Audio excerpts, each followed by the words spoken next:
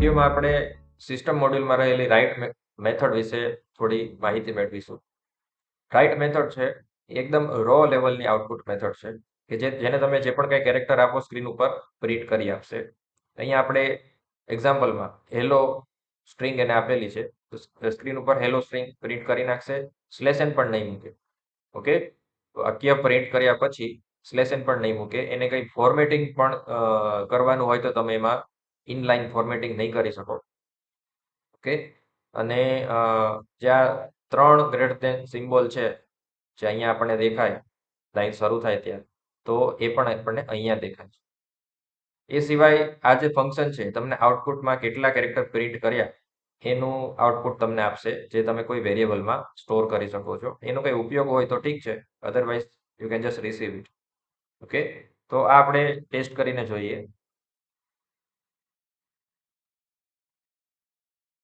અહીંયા આપણે લખીશું ઇમ્પોર્ટ sys. આ ઇમ્પોર્ટ કર્યા વગર કામ નહીં કરે. આપણે a is equal to sys.stdout.write hello world. આ વખતે થોડું લાંબુ લખીએ છીએ આપણે વાક્ય. હેલો વર્લ્ડ પ્રિન્ટ થાય છે અને કર્સર આપણું અહીંયા આવીને ઊભું રહે છે. ઓકે, એન્ટર પ્રેસ કરશો તો ફરીથી સ્ટાર્ટિંગમાં આવી જશે. અને એને ક્વેરી કરો તો 11 કેરેક્ટર્સ તમને જોવા મળે છે.